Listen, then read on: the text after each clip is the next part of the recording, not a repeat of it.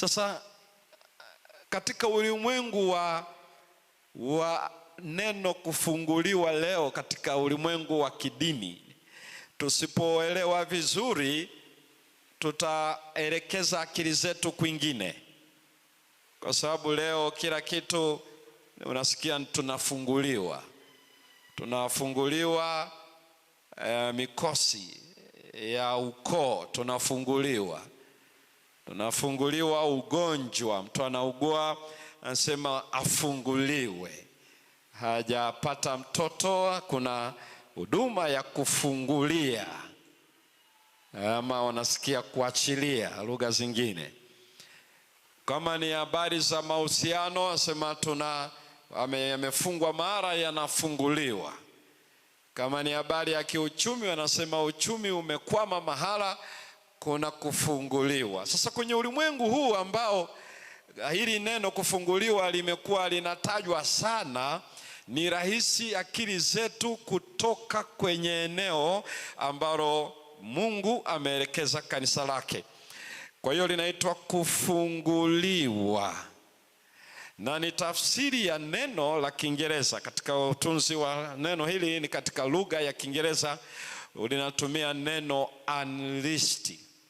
Unleashed ni neno la Kiingereza lenye maana ya fungulia, kwa maana ya kamba imemfunga mnyama, na hili neno linatumika kuonyesha fungulia mnyama aliyefungwa, na hasa mbwa amewekwa kama katika kizuizi cha kamba shingoni.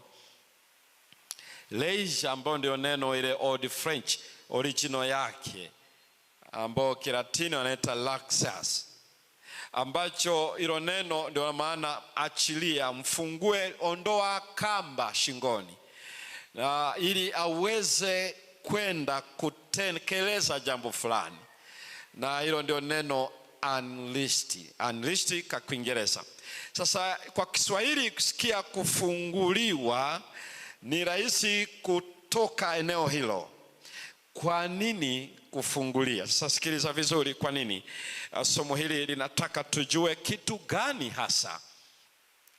Somo hili limejenga juu ya Roho Mtakatifu peke yake.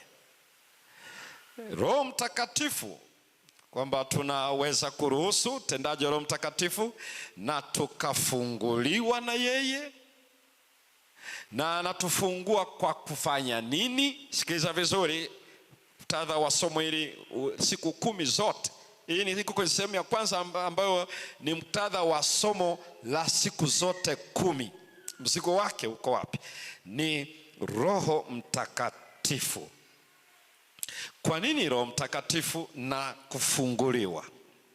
Kwa sababu sio kufunguliwa ugonjwa, sio kufunguliwa uchumi, sio kufunguliwa mahusiano na wanadamu, sio kufunguliwa habari ya hiki katika uzima wa sasa. Hapana, ni kufunguliwa kunakohusu na Roho Mtakatifu. Mwandishi ameeleza miongoni mwa ahadi kubwa na ya thamani kuliko zote ni Roho Mtakatifu. Lakini kwa bahati mbaya waumini wameifungua ahadi kidogo sana, haijafunguliwa inavyotakiwa. Ndio maana nasema usikie kwa nini unleashed, kwa nini kufunguliwa. Ni swala la Roho Mtakatifu. Kwa nini uelewa wetu umekuwa mdogo sana kuhusu Roho Mtakatifu, na hivyo hatufunguliwi kwa sababu hatuijui hiyo ahadi. Na tunapofunguliwa na kuwepo kwa Roho Mtakatifu, ni nini hasa mwandishi anaeleza, nini matokeo yake?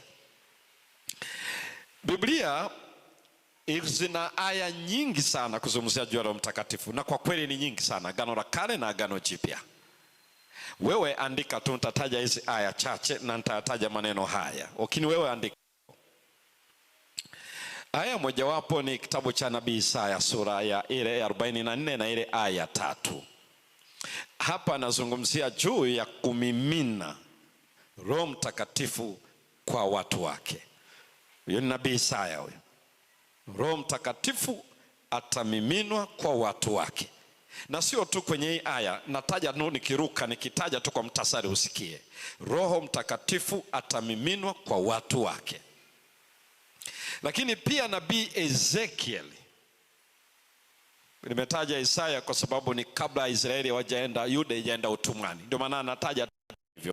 Lakini naenda kwa Ezekiel kwa maana tayari Yuda iko utumwani, na Mungu anamtumia Ezekiel kwenye ile Ezekiel 36 na ile aya 26 na 27, nitatoa roho yangu ndani, na anazungumzia nitawapa roho mpya, roho yangu ndani yao. Wakati sisi tunazungumza huenda ni badiliko la mioyo yetu, lakini Mungu anazungumzia uwepo wa Roho Mtakatifu kwa watu wake. Na hicho ni kipindi Ezekieli akiwa utumwani, Mungu akimweleza. Isaya ni kabla hawajaenda utumwani, Ezekieli ni baada ya kwenda utumwani, wakiwa utumwani. Iko aya ambayo inafahamika mara nyingi sana katika muktadha wakati wa mwisho, ambayo ni nabii Yoeli. Katika Yoeli sura ya 2 ile aya 28 mpaka 32, anapozungumzia nitamwaga roho juu yao, na wana wenu binti zenu nani watatabiri, wataota ndoto, wataona maono.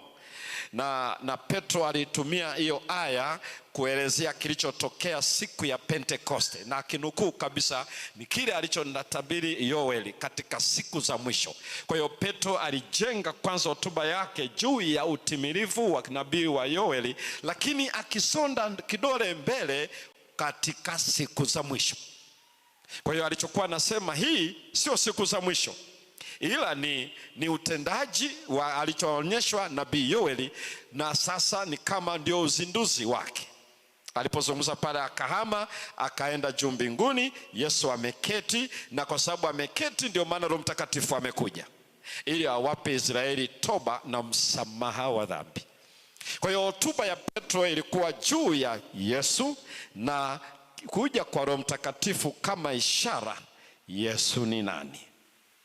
Haikuwa kuhusu kunena kwa lugha.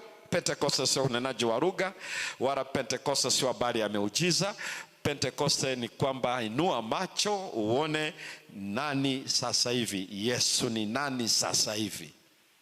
Halafu kuja kwa Roho Mtakatifu ilikuwa ni kuambia wanafunzi tayari Yesu ni mfalme na ni kuhani, na yuko mbele za Baba kwa ajili yetu tupate msamaha na ondoleo la dhambi.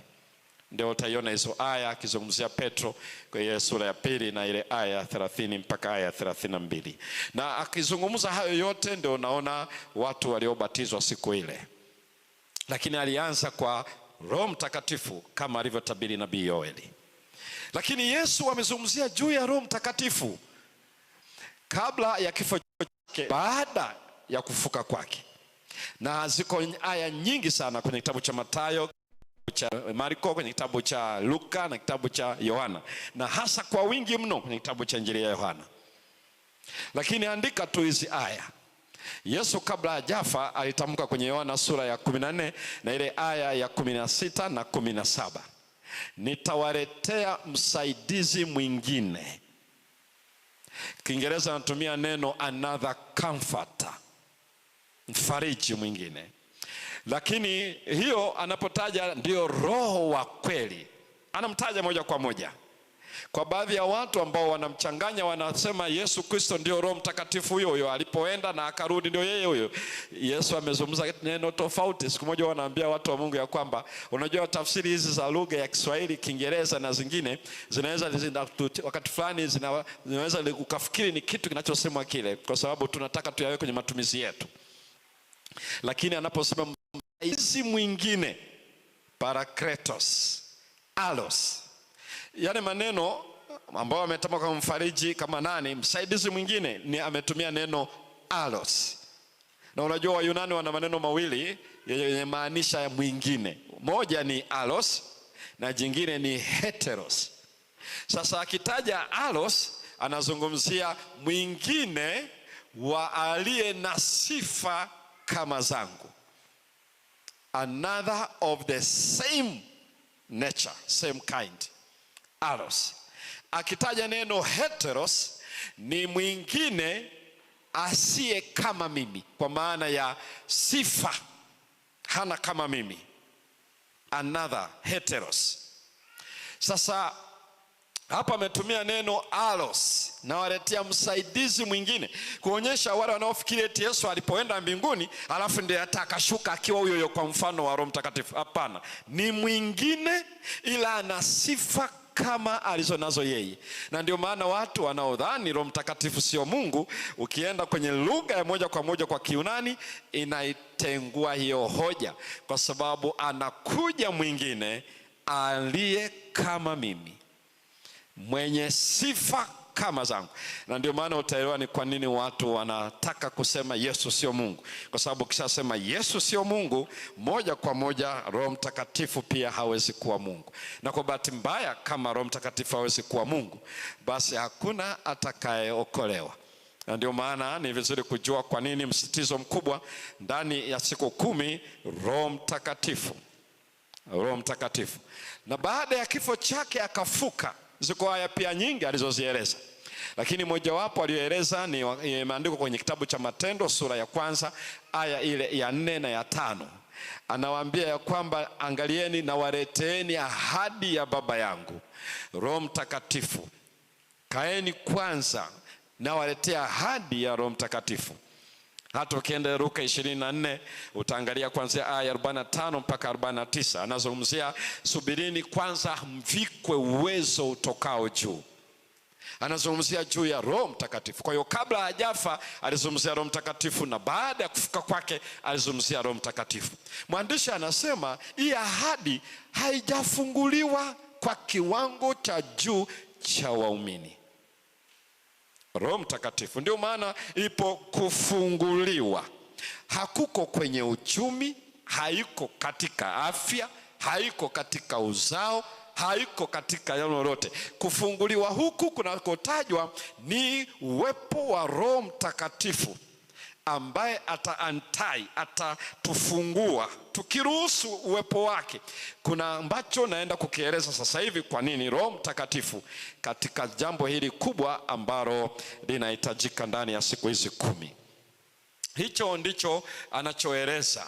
Kwa nini haijafunguka hivyo kwake? Ni kwa sababu uelewa juu ya uwepo wa Roho Mtakatifu ni mdogo sana. Nitapata mfano tu katika Biblia. Niombe tu pastor, kama una microphone hapo, tusome katika kile kitabu cha Mathayo sura ile ya 7 aya ile ya 7 hadi ya 11. Na hii ni aya ambayo inaonekana kunakshi sana katika fursa ya sala, lakini iko uelewa wetu na hiyo aya uko nje kabisa, na ni vizuri kufahamu. Hebu soma Mathayo sura ya 7 na ile aya ya 7 hadi 11. Biblia takatifu inasema, Mathayo 7:7, Ombeni nanyi mtapewa. Sawa. Tafuteni nanyi mtaona. Ndio. Bisheni nanyi mtafunguliwa. Sawa. Aya ya 8.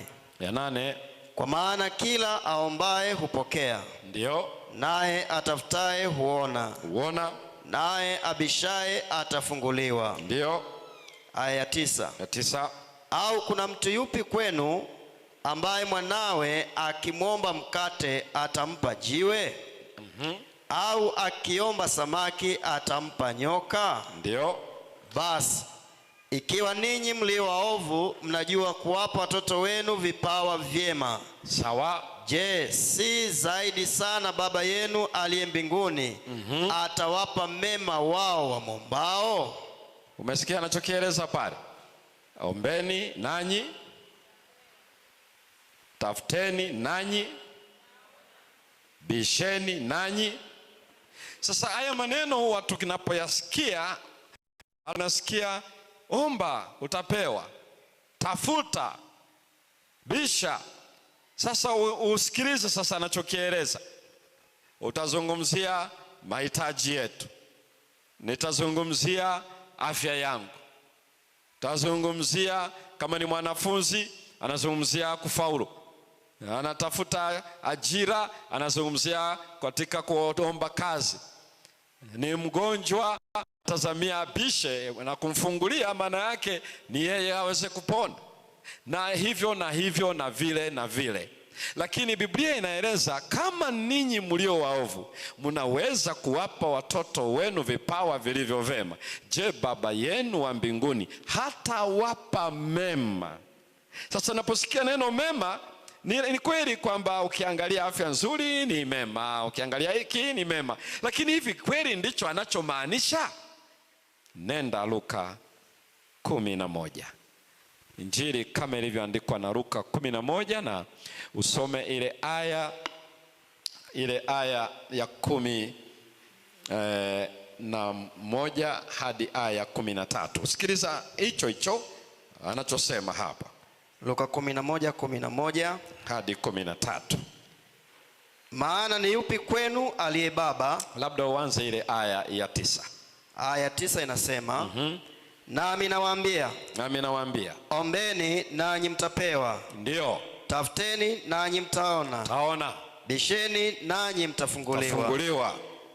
Aya 10, kwa kuwa kila aombaye hupokea, naye atafutaye huona, naye abishaye atafunguliwa. Maana ni yupi kwenu aliye baba? Ndio. Ambaye mwanawe akimwomba mkate atampa jiwe? Au samaki, badala ya samaki atampa nyoka? Au akimwomba yai atampa inge?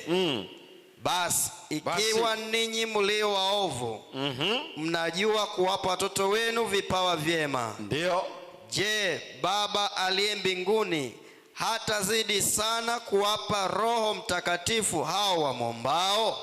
Sana nawasikiliza vizuri hapa. Kwenye ile Mathayo sura ya 7 alimalizia na ile aya ya 13 akisema, je, Baba yenu wa mbinguni hatawapa mema wao wa mwombao? Kwenye Luka anamalizia hiyo aya ya 13, je, Baba yenu wa mbinguni hatawapa nini?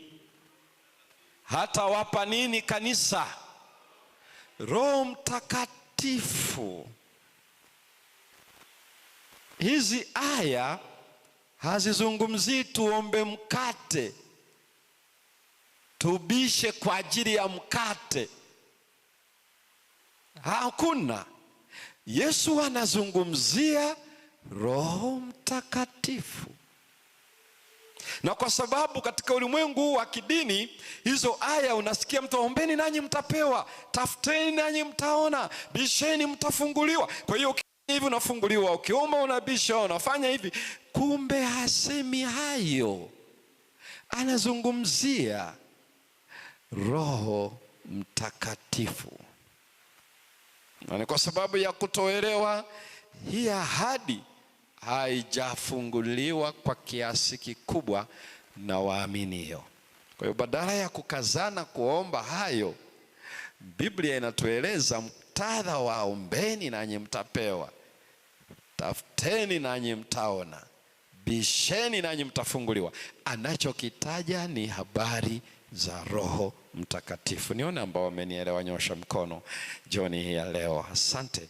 Ni habari za Roho Mtakatifu, na hii ndio imesababisha somo hili litembee kwa kichwa kinachosema kufunguliwa. Tusipojua hicho, hii tutaiona ni fursa ya kuweka vikapu.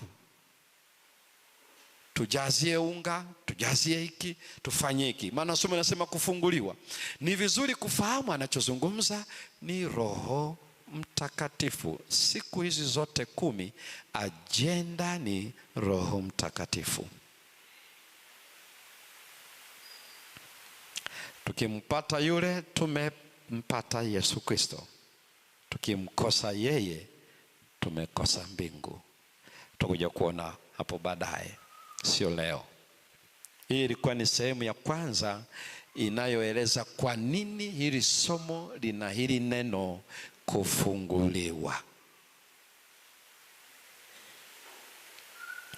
ambayo bii yake kwenye hili somo, kwa nini kufunguliwa,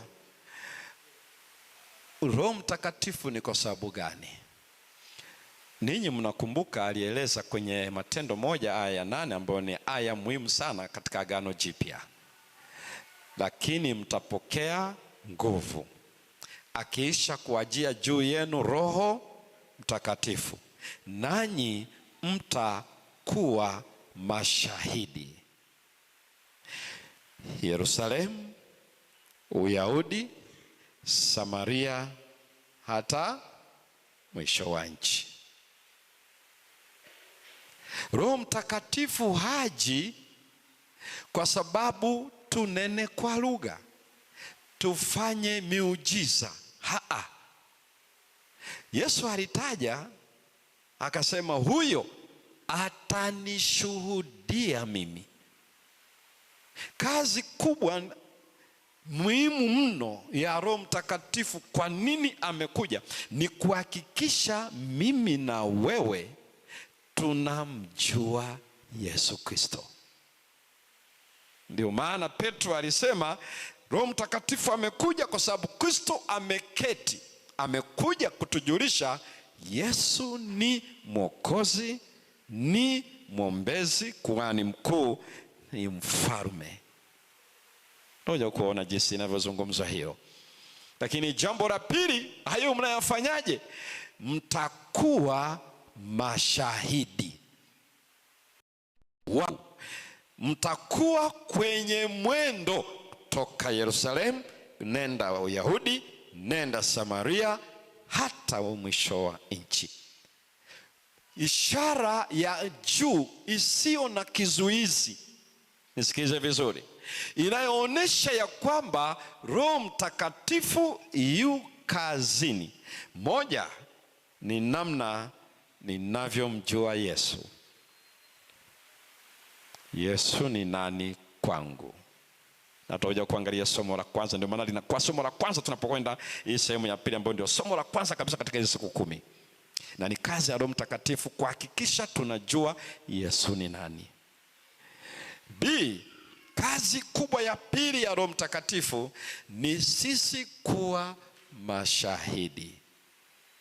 Na shahidi maana yake tunaweza kueleza Mungu alivyo kwa maisha yetu na kwa maneno yetu. Hii inaitwa shahidi, witness, maritus. Hii ndio wajibu wake mkubwa sana. Katika ile ya kwanza, kumjua yeye, ndipo unasikia neno tunda la Roho inayotajwa kwenye Galatia 5. Hii ya pili katika kuwa mashahidi, ndio unazungumzia juu ya karama za Roho, ambazo kazi yake ni huduma kwa ajili ya wanadamu wenzetu. Kwa hiyo ni vizuri ujue, ndio maana anatoa tunda la Roho, anatoa tunda kwa maana ya tabia, na anatoa karama. Hana wajibu mwingine wowote isipokuwa huo. Anatoa tabia ya Yesu na anatupatia karama ili tutumike kwa ajili ya ufalme wa Mungu. Ni hizo sababu kubwa mbili peke yake. Kwa hivyo anaposema tumefunguliwa, maana yake tunatumika, tunakwenda katika mwendo, na lakini pia tukiwa tumeungana na yeye. Sasa hapa ndipo tunaenda kuona leo somo la kwanza. Baada ya kusema hilo, dakika zilizobaki hizi sasa tuingie kwa somo la kwanza. Lina kichwa kinachosema mjue Yesu kama Mwokozi wetu aliye hai. Mjue Yesu kama Mwokozi wetu aliye hai. Tuombe. Baba yetu wa mbinguni, huu ni wasaha ili mwanao atukuzwe ndani ya maisha ya kukutii wewe. Tufungulie tuweze kujua kwa uwezo wa Roho Mtakatifu kwamba Yesu ni Mwokozi wetu na aliye hai. Katika jina la Yesu Kristo, amina.